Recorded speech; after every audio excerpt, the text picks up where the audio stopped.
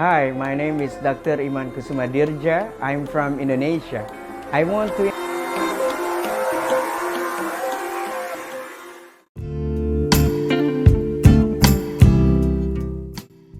it's maybe if you do something related to dentistry and from the legal point of view, I mean, it's easier. But Yes. this part of facial aesthetic, you do something different from the field of dentistry. I mean, what if something bad happens, and what is it's the regulation is just only ethical, or you can get to jail by that? Not so much jail, but I think these days, definitely you don't want your reputation being smashed by all of these. So I think in general, and especially dentists, very responsible for what they're doing. Yes, there'll be time you will go into trouble because you're not experienced enough, and that's what education and training is coming from. Educations, and also like that would be, I would say, it's not a, as in because I'm teaching, so I try to put my thought together. Also an educator in terms of laser aesthetic for Laser and Health Academy, and so we can see a great responsibility to our dentists who would sort of consider learning about it. And yes, it's the skin, we have to remember, I understand that to the concern, because it's not the same, it's not as forgiving as oral mucosa. And so you know what you're doing. But what the law requires here is when you do the facial aesthetic, whether it's injectable Botox, you must demonstrate in your note that you have looked at everything. And for us, that is look at extraoral feature, intraoral. It's a very comprehensive treatment, the consultation process, to say that yes, you have looked at everything and this is what you think is best. In terms of complications, legally we should have a doctor, they call a refer doctor, that you have someone to go to if you have any complication arise, whether it's Botox filler, whether it's laser. So we should establish that connection with our local doctors so that we would have, and that's required by law, that we have that relationship with our doctors. But yes, doctor, some will have a concern. They're not worried about beautician doing this facial aesthetic because to them, beautician is not in any competition with them. With dentists, yes, potential, because dentists talk about facial aesthetic, smile balance when you do someone's veneer, redo the vertical dimension, rehab, you have to look at the face. So that's something that they can consider potential competition. So for years, we could not get Botox. So I have used Dysport, because Botox, Allergan would love to sell it to dentists. To so do that. Can you use it now? We can use it now. Nice. But so for years, because it's sold to dentists everywhere in the world, but not Australia, and that because the pressure on from the cosmetic doctors. Let's say if you sell it to them, we walk. And so, dentists are a very small number compared to the medicos. And so that's why, that pressure on. So that will happen anywhere. Okay, there's a question. What kind of laser do you use in your practice? Is it the same laser that you use for dentistry, or do you have another laser for facial aesthetic? Yeah. Okay. The laser we use, the light walker Photona. So I know that out there, the name Photona or light walker probably is not as popular as you heard of the name BioLase, especially like if you're in Asia. The name BioLase is very, very popular. And so yes, Photona depends on the models. The model, comprehensive model, you can do pretty much anything perioral got to do with smile makeover. You can use that laser with different handpiece, and you can do skin rejuvenation. You can do freshening peel. You can do non-ablative, long pulse width, and you can do. You can encourage collagen regenerations. So it's decent enough to have, that kind of comprehensive, reasonably. I won't say to do everything, but yes, I'll do that. And there's also another peel switch laser that I have for other skin treatment for patient. But my goal there was purely with just basically, reducing skin pigmentation rather than do anything else with it. So I have another question for you. Can you tell me the story behind this? How can it be, legalized in Australia for a dentist to do facial aesthetic with laser, with Botox, with fillers and everything? Yeah, from where I understood the stuff in 2009, when I wasn't there yet, I was too busy with CEREC learning at that time. And two, when I joined 2012, and I have to say to this day, there's a lot of controversy with the group that led by Miles Holt, the Australasian Academy Dento-Facial Aesthetics. And a lot of us, even though a lot of controversy, a lot of tensions, and now a lot of politics involved, the board, different group, different association, to me, deep down, I still think that I owe, and many of us owe this guy a fair bit of a push to make it happen. And he's the one that I would say very gutsy. They're pushing for a lot of change. And so at the end of the day, he continued training dentists and continued to put the numbers out there until we have the demand. And so I think if many of us wish to do something and we don't step a little bit. How many of you at that time? Right now, there will be several thousands dentists has been. At that time, the time when. Yeah, so there will be, I don't have a official figure, but I told something around the 3,000 mark of dentists at the time. It was, quite a lot. Roughly 20,000 dentists. I don't have a lot of official figure to tell, but that was the estimation maybe one has. And so a lot of politics change and all that sort of things since then. So you need numbers to change the rules, right? Okay, you need numbers. So, little conversation like what you have now with me, little lectures, invitation with those that attended today. You think something that deep down heart, you're thinking, it's not, for us, it's about, right, I've got another tool that's interesting. For us, it's more so the interest rather than, right, I got a tool, that's something I'm going to sell and I'm going to make this money with this. I think, yes, at the end of the day, we need to make a bit of profit. But if it's money-driven beginning, I think you're going to lose very quickly, what you want to try. It's got to do from the interest, the love doing that, and do it well, so that you can see the point at the moment that you love it and you trust it, and you can resonate that through your conversation with your patients. It flies without too much effort. But yes, it is just like anything.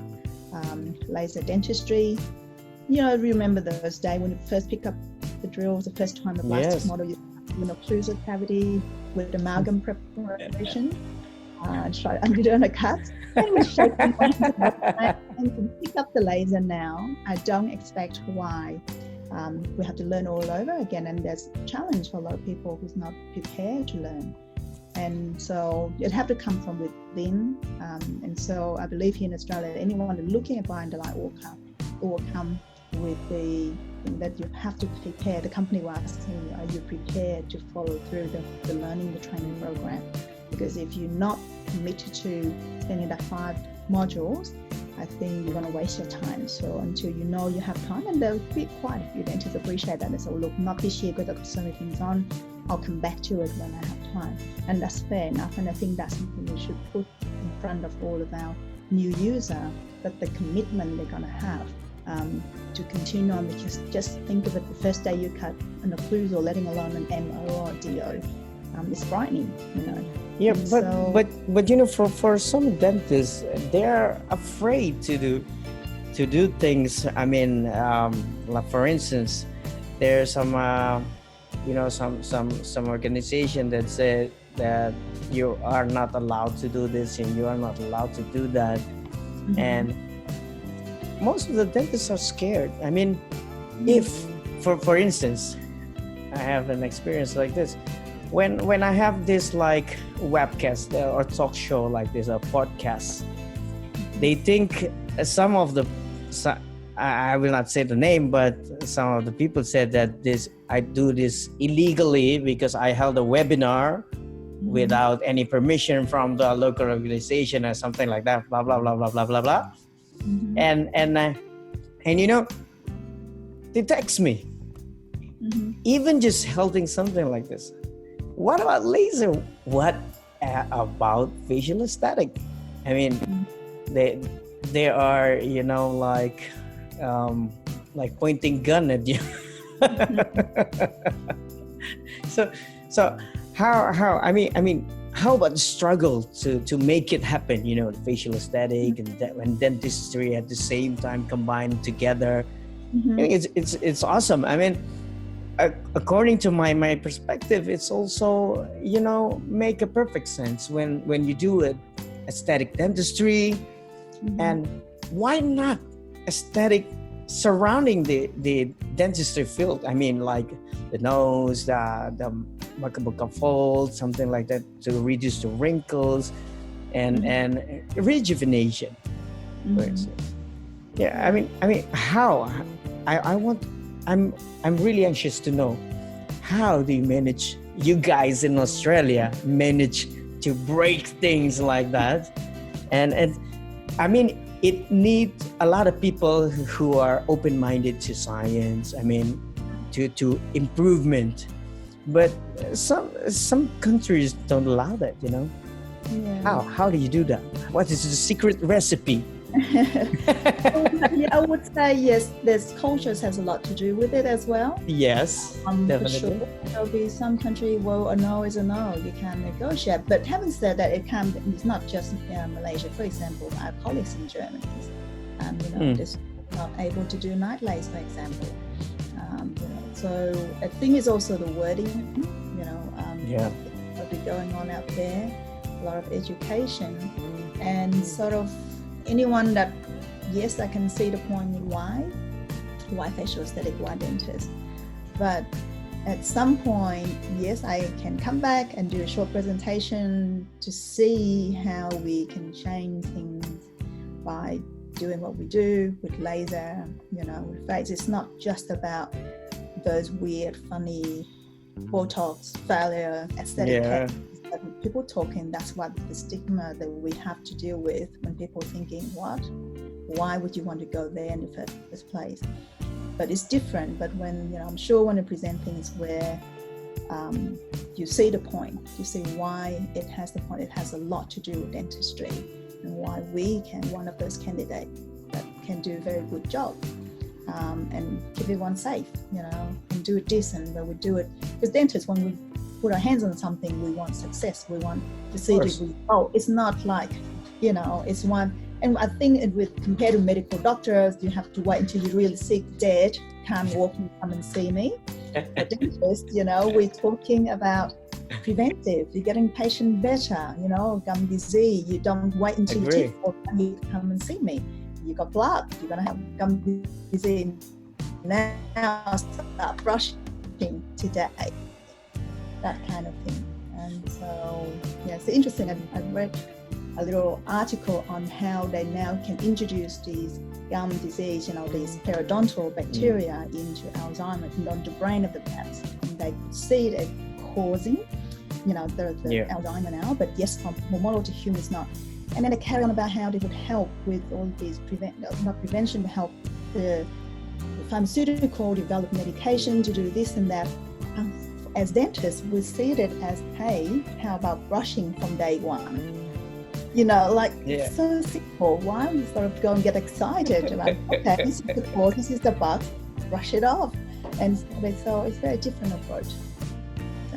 Yeah, even I have a story here. There's like a seminar and a hands-on course for GPs with diode laser, and the hands-on course was canceled because there was some notification from an organization that said that it's supposed to be for specialists. So even the hands-on is canceled because of, I don't know if there's any clear regulation about that, because I haven't read anything about that. But the problem, for example, it was canceled because even a diode laser, just a simple diode laser, and at that time the topic was about gingivectomy, and it was canceled. So, but you can also recall lectures at our course by Professor, Manaf. Yes, yeah. You can cause bone necrosis, Yeah, I know. thing. But so they have the reason to worry, but then it doesn't mean that we cannot do it. And so everyone that's doing it and doing it where the law hasn't legally allowed you to, and that's why we look after each other, help each other.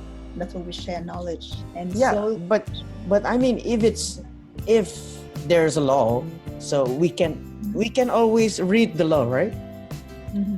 Right. But if there is no written in the paper, so I don't think it's law. That's right. I agree with you. Yeah, right. But I haven't seen the paper yet. Maybe there is, maybe there's not. So, Yeah. so Yes, so certain, like in Queensland, in Australia, in order for you to own laser, you need to do a laser safety course. oh, I completely agree with that.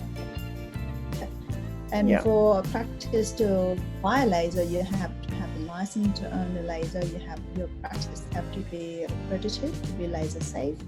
And so a lot of steps, and sometimes we overdo, but yes, things like that takes time. And I can see the point, but just to say that, well, because of one case of burn, therefore none of us are allowed to use it, and so forth. And again, it's a hard push, No, I completely agree. Completely agree. If there is some regulation, if you want to use a laser, you need to take this A, B, C like courses, or like laser safety officer courses.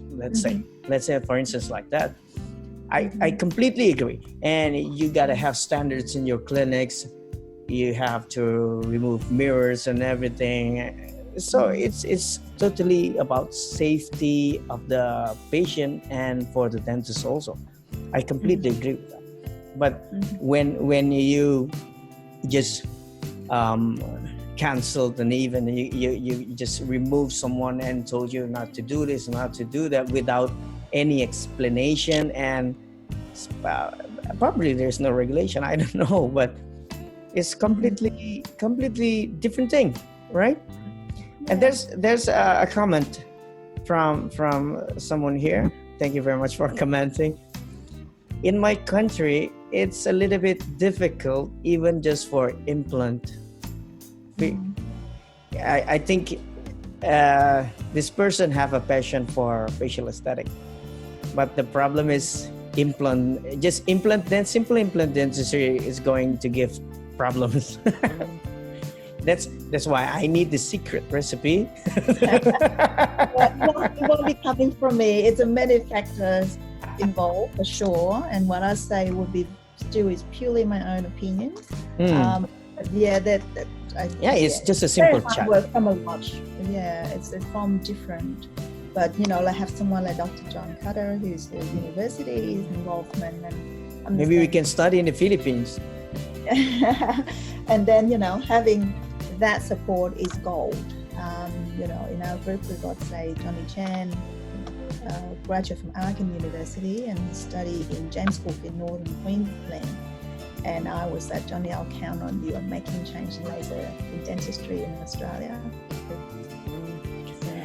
Very academy, very quiet guy. But we just have to basically share the idea and keep it growing and keep talking about it, I guess. And for those that think I want to do it but I can't, then we think of a way, because yes, if we're just too uncomfortable to step out of our own zone, I think we're not going to make any change unless we can physically doing something and join hands, I would say. Then slowly, bit by bit, we get it. There's a question from the participant for you, Lynn. Can the laser cure the TMD? I think it's maybe related a little bit about the topic. Yeah. Okay.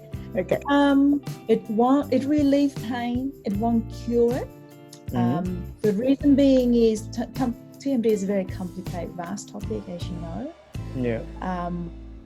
With the handpiece we have, very few laser out there actually you put the application on and the patient walked out, be at least 6, 7 to 8 out of 10 pain-free. Very few.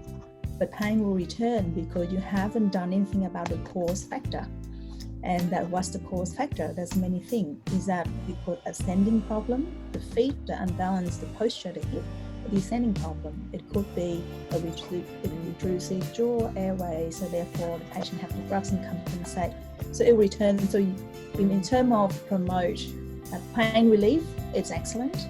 Promote healing, it's excellent. It's an adjunctive therapy to other. You've got to remove the cause in order to get anything cure.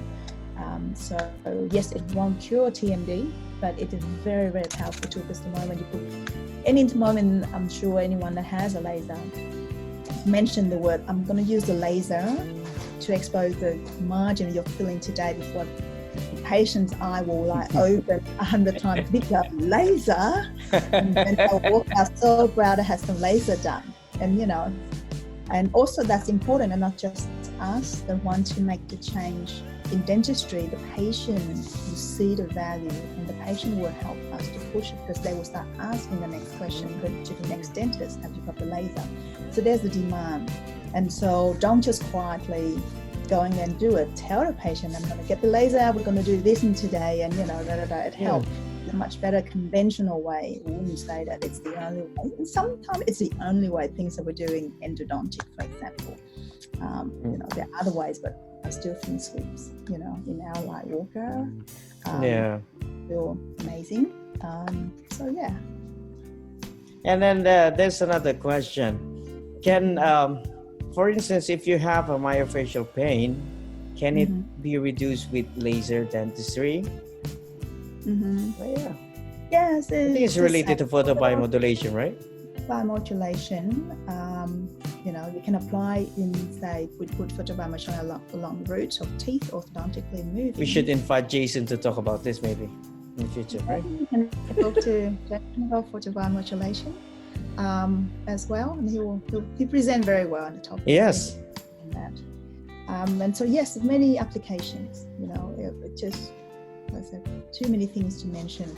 I just like I myself work with 3 chairs, and Kim work with 2, and I've got a hygienist. So if we have 6 light walker, I'm doing really, really well. And so I'll be having laser dentistry every day, all the time. All the time. We set up for root canal therapy, and then we've got a restorative next door going as well. Then unfortunately, the restorative guy can use the drill, so I help him do that while things set up surgery and root canal, for example. Okay, I have one last question, I think, for tonight, because in Australia now is about 11 p.m., right? It's almost midnight. Usually we start at 8 in GMT +7 Indonesia, Jakarta time. But this time we are an hour earlier because Dr. Lin here will be awake around midnight. So the last question for tonight, okay? The question is, if when you started to do facial aesthetic and laser dentistry, what kind of laser do you need to have, and what about LEDs? A good question. Yeah. To me, LED in facial aesthetics is more so a tool for maintenance. Definitely, you compare LED and laser, not the same. We know that. And so it's very good for cheap, affordable photobiomodulation, alternative LED, wonderful. You don't have to pay an arm and a leg, like something like Novothor, 200,000 for a few. But in terms of aesthetic, yes, if you ask me which one laser that I can get and it can help me to do a lot, I won't say everything, a lot of dentistry with it, and also facial aesthetic, I have to vote. And out there, at the moment, there's only the only one, and I talk about that's the Fortuna Lightwalker 80. I hope the Fortuna guy is listening today. I know. I mean, that's a fair point. Yeah, the Erbium. There's nothing dual, and there's nothing that decently make powerful. out there. But it must come with education, because if you're going to look up journal, you're going to just to read, you're not going to get very far. And I'll say that. Yes, and I am the living proof of that. It took me 6 months to complete all modules. So very few in the world are crazy like me. But it's just basically my laser, because imagine I have zero knowledge of how tissue laser before, none. And so the program and the laser actually is very, very well designed, and I can take off and do it comfortably. Then I think it's for everyone. I'm a slow learner, I'm a fast learner, so. Anyway, I would like to declare something, that this conversation is not funded by any brand or any company, okay? Just to make sure. Well, I just purely answer the questions. Yeah. Honestly, that's good. That's also true that I talk a lot about my work to turn out. Yes. No. Because it have a lot of hand pieces, to do a lot of things, Genova hand pieces. I think the advantage of that company, because they've been long making medical laser. They're looking after gynae, general dentists. So our KOL, the key opinion leader from different fields, continue to give them feedback. For example, the gynae using their laser to do uterus prolapse, and we use an idea to treat anti-snore. The dentist, the doctor never believed in photobiomodulation. It's the dentist that pushing it. And that's why we got all of these happening. So they learn across the board. So that's what the one company makes different. And they've got a big group of KOL in all fields, and that's why they build up so quick. And they continue to produce very good products and things like that. So basically, they got a big patient pool, the client pool of feedback and give them that vantage point. Okay.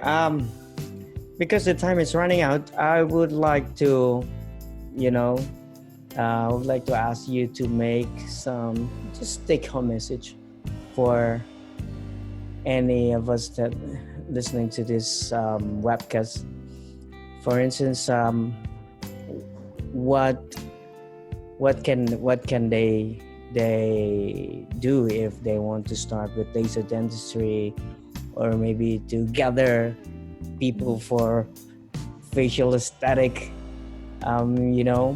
to break the regulation, to break something, for instance, like in Australia.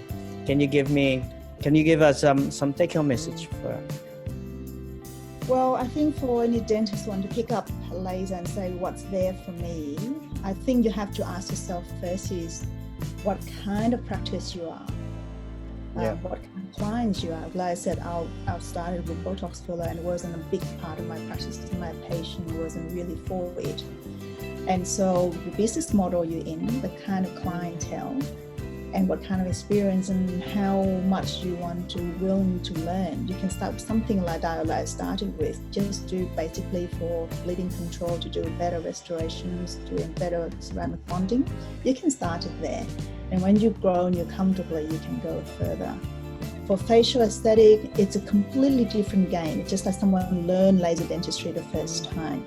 Because now the skin behave very differently, the laser interaction with the skin very differently. So those are interests, yes, they would have no problem learning because that's what deep down. But if you think you're going to pick up one and you just do the same everyone by just looking at some protocols, don't go there until you prepare to actually follow the path and do proper education.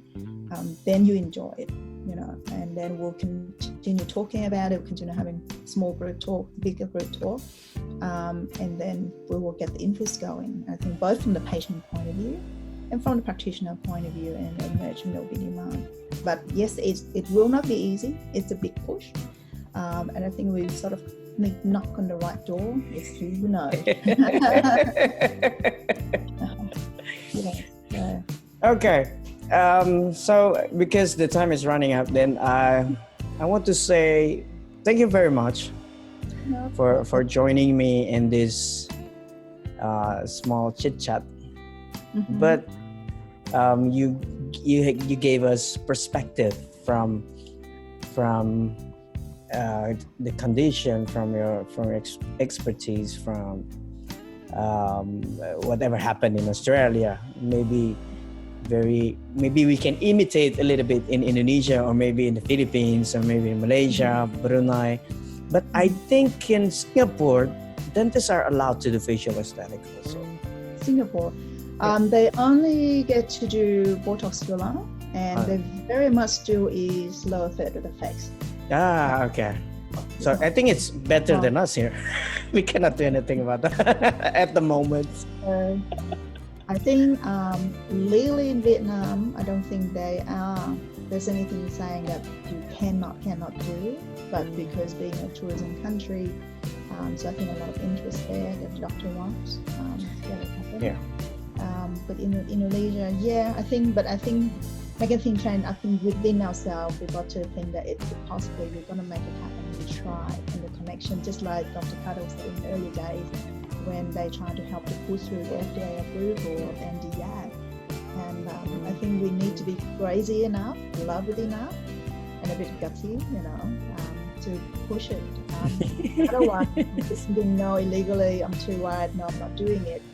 Then we could only dream about it in our books and video and our colleagues YouTube and things that will never get to happen and never happen. Okay. Anyway, maybe Dr. Cutter, you want to add something for us here?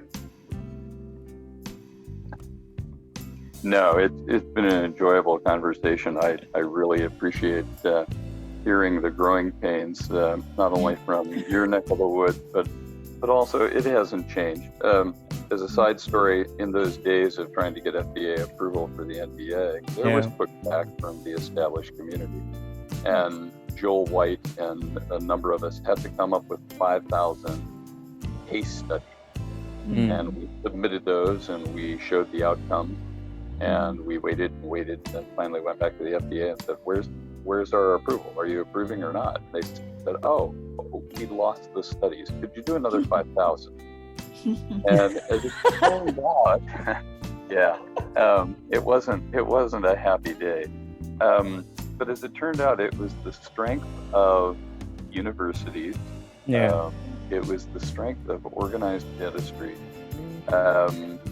And as it turned out, as you know, the equipment was grandfathered in under already approved medical lasers.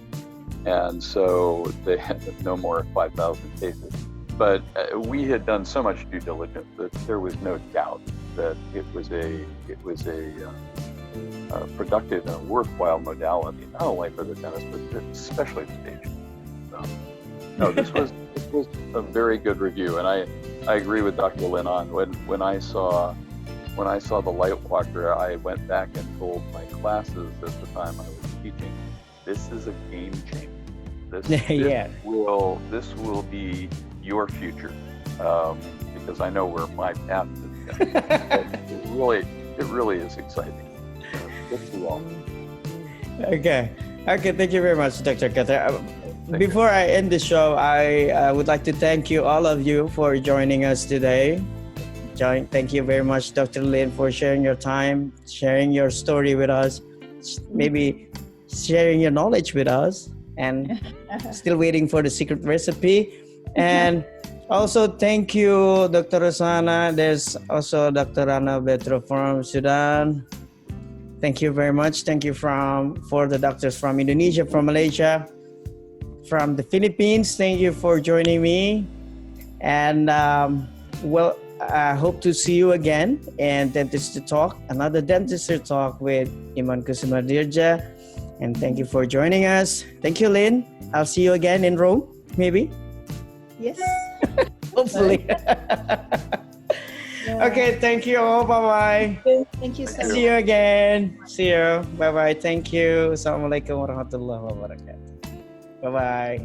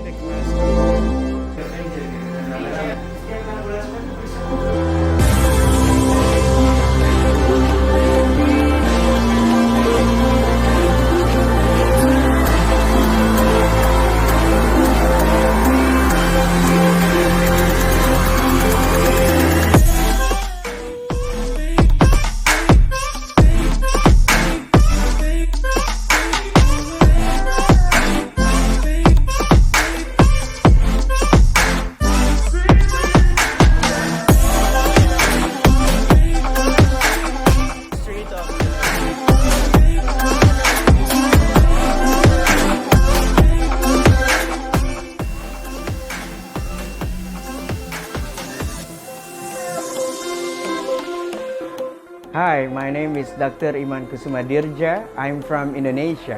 I want to